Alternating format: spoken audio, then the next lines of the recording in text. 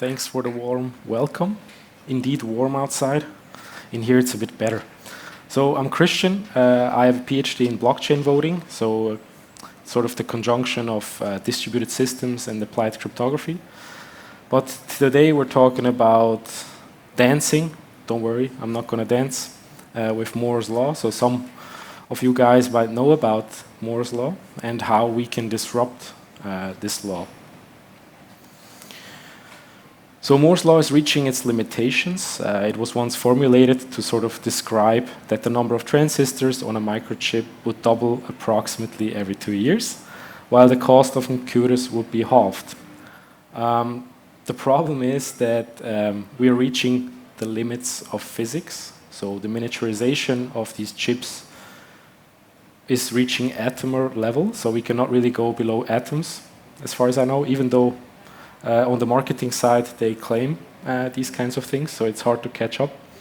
We have some limitations there, and then also on the side of effectiveness and efficiency, in terms of energy efficiency, we're also reaching certain limits there, or it should be refocused maybe. So performance per watt can be considered the new Moore's law, because we're not just looking anymore at the raw horsepower that we put on the ground with processors, but we actually want to look at the energy efficiency as well, and also at specificity when it comes to certain computational loads. Which is why performance per watt is becoming increasingly important. So this metric is actually sort of leading the way of the whole ARM processor evolution. So you might wonder, why am I talking about this? So let me elaborate a little bit. So we have operational expenses that need to be considered. We saw also in the last few years the pressure in terms of cost has increased in the tech sector. Let's speak broadly. We have seen lots of pressure there also when it comes to cost. And with considering performance per watt, we can actually decrease these costs significantly. And also the ecological aspect, of course, we can prioritize decarbonization since we use less power and have more computational power. Now, this pitch you've heard at least 1,000 times, but let me elaborate from different, very specific angles when it comes to Acurast as well. So 66% of the global cloud market is controlled by a few companies, and we just seem to accept this as of today as is. These cloud companies, we all know their names. I don't need to mention them. They'll show up later in the performance evaluation, where we can see that Acurast is actually faster. But the prevailing issue we have with monopolistic pricing is that we have lock-in situations. So you once chose one of these providers, and then you stick with it, not because you're lazy, but because you're simply locked in. You have arbitrary charges. You keep getting charged. You have to check your charges very carefully. Are you being charged actually for what you use, or what was just being randomly charged? So it's hard to keep track of this as well. We have a data ownership problem. This, to me, as a security guy, is the most crucial one, because you don't have any confidentiality by default on these cloud servers. So also ownership, of course, is a problem. And you need to trust the provider at the end of the day. Even though there is certain service offerings that offer confidential computing, you still need to really trust these providers to implement it the way that it should be done. So when it comes to key management, again, key management at the end of the day is the crucial part, right? This is really not optimal. And then accessibility. Think of maybe a country in Africa where you don't have access to maybe a credit card, also not to a cloud provider. You don't have any data centers on your edge.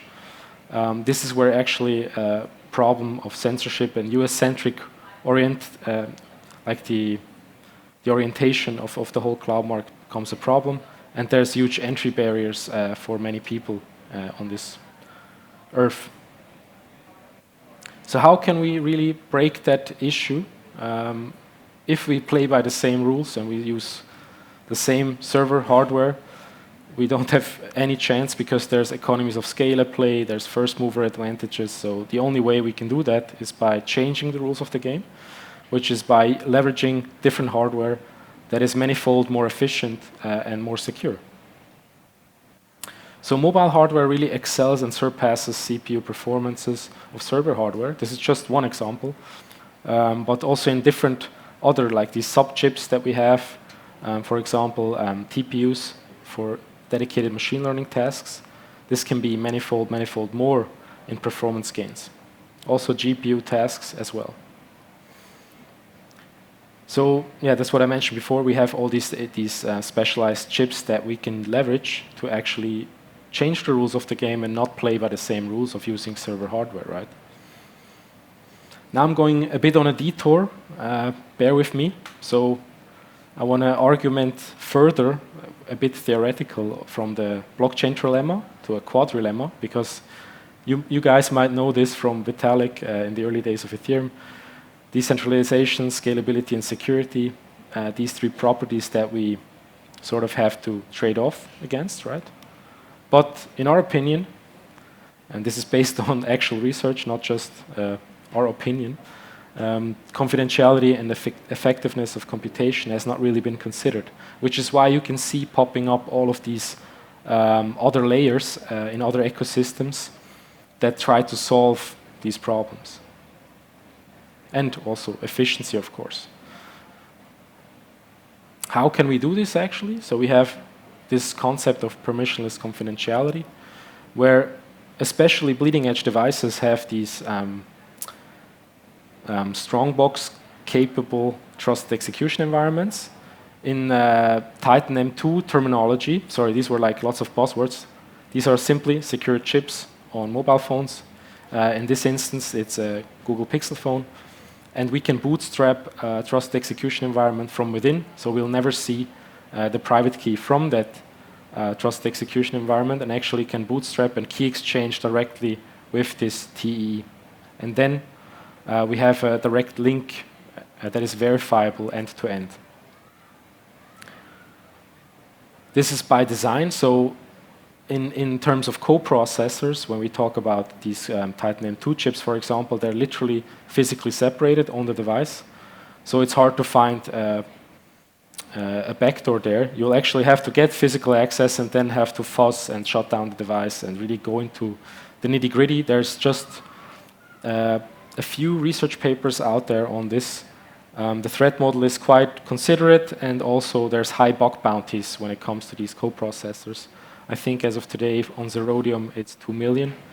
So you better get to work, and yeah, let's see if it can be broken. We're aware that this is a security assumption on our end, but still it's better than most other solutions out there. We also have no leakage of private data and key material, and we have cryptographically signed results, and as I mentioned before, this direct link to the coprocessor to execute and fetch and query data. Now let's talk numbers, and let's put it into perspective when it comes to server hardware. So comparing a PowerEdge R350 that is in a data center, the acquisition price is around $3,000. We have a Pixel 7a with $499, 6 times cheaper. Comparing CPU mark, it's even exceeding performance there. And on the right-hand side, this 83 times actually stems from TPUs. So if you use a machine learning dedicated task and run it on one of these devices, you're actually 83 times faster than traditional server hardware. Of course, you can argue that you will use a dedicated GPU cluster, for example, or other tensor dedicated hardware. But at the end of the day, this would be much, much more expensive. And again, you're trusting a centralized cloud provider when doing that. And then, last but not least, we have this energy cost, which is around 50 times lower. So per month, you pay basically nothing for keeping this device running. Now, behold the killer use case. Thanks, marketing department. Yes, this is no pun intended. So upcycling. Everybody has an old phone at home. We have huge economy around the upcycling of devices and the recycling of devices. So when you actually would buy a device that is partially broken, for example, has a broken screen, and you can still reuse the hardware that is inside, then you can go down to 100 times cheaper and use the compute resource still and contribute to the network. So this is just an example. You'll find many Pixel devices that have like bleeding edge SoCs and hardware that is almost 100 times cheaper than a server. Now, from a research perspective, you might think, oh, this all sounds good and dandy, but at the end of the day, let me see some numbers. Is it actually faster? How can it be faster? So what we did is we used the sieve of Eratosthenes, which is get prime up to a certain maximum number. So we used 50 million because one cloud provider couldn't go up to 100 million, so we had to cut down to 50 million. So this is a comparison with cloud functions. And this is just the execution time, so we don't have any latency in this evaluation. Even if you would add the latency, Acurast would still be faster, of course, depending on where the nodes are located. Well, we tested this extensively. I'll show a map later of our geographical distribution as well. But as you can see, also for context maybe, if you would use a local execution environment, so on your laptop, and we tested on a laptop also and on multiple servers, so on dedicated VMs instead of cloud functions, then you run into around 2,000 to 3,000 milliseconds. So still in the realm of Acurast as well. And as you can see, all the other cloud functions are really much, much slower.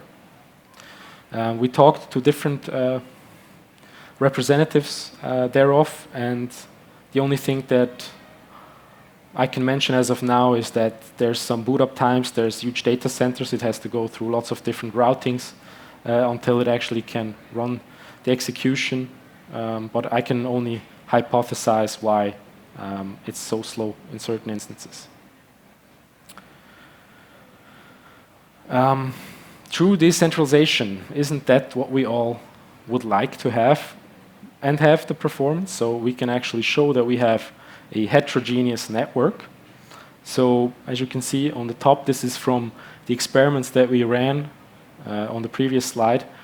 We can see that we have like some domination of Samsung and Pixel devices for this evaluation. So I think we used up to 100 dedicated processors, or 50. I need to add this together quickly. It was more than 50 and less than 100. And you can see that we have a heterogeneous attack surface. So this, of course, is a trade-off because you have many different devices, which means that if you run, for example, an Oracle job on 100 devices, you would have to zero-day essentially, or DDoS, or DOS, 100 devices. Or depending on your consensus brain, maybe 51. So I'm not going to argue game theoretically here with you guys. But anyways, you get the point. So in terms of threat model, this is quite nice. And in terms of, so that was actually what I wanted to show.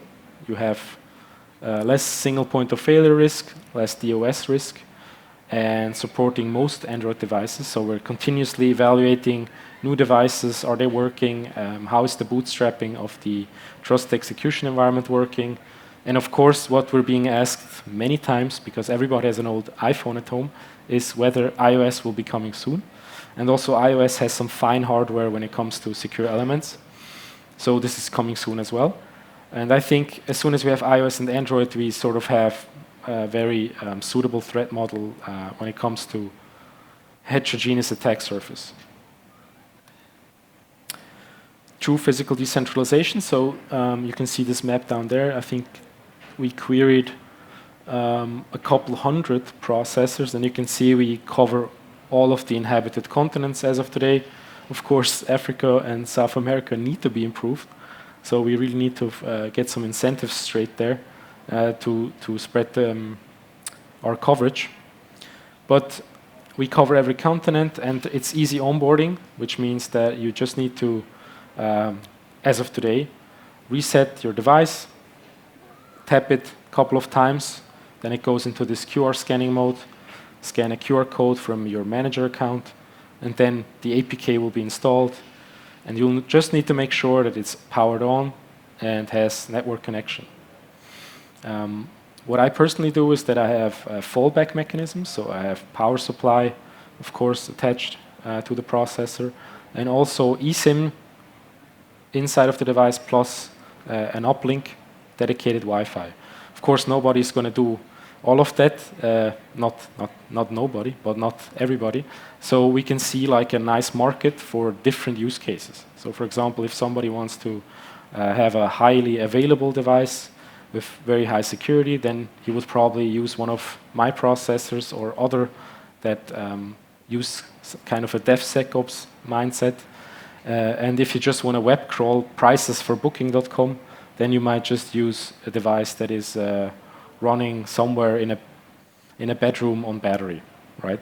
So, and for that we have a reputation system. So that if you don't execute certain jobs, you lose reputation, and then you can also moderate how people want to select. But overall, we have very easy onboarding, and through that, more co-locations by the minute. Buzzword time. So I agree completely with Ryan.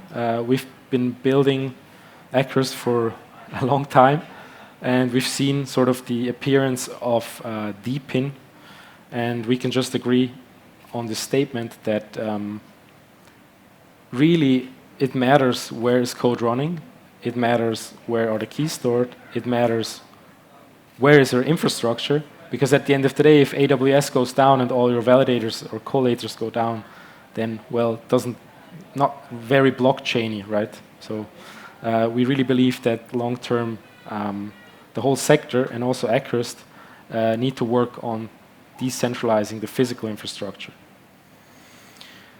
So just some numbers.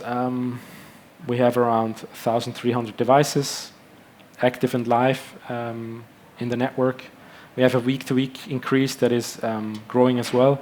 And we have on-chain users as well that are growing by the minute because we have price oracles being used, we have web crawlers being used. Soon we also have not just JavaScript v8 as a runtime, I didn't mention this, sorry, but we also have other runtimes where you can easily deploy, for example, Node.js applications in full. And you can see people are farming our testnet token as well. So this is really helpful for us, of course, because we can keep growing and testing the network with different devices and real-world circumstances.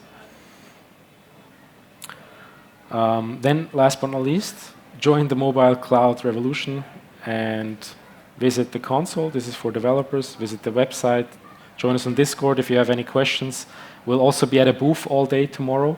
So if you have some critical thinking, I'm always open to some challenges. And also tomorrow there's a workshop by Alessandro, our co-founder. He's the big brain behind Acurast, so pick his brain if you have some questions with some technical deep dive on the Oracle's ecosystem initiative, which I was gladly accepted. Yeah, that's it from my side. Thank you.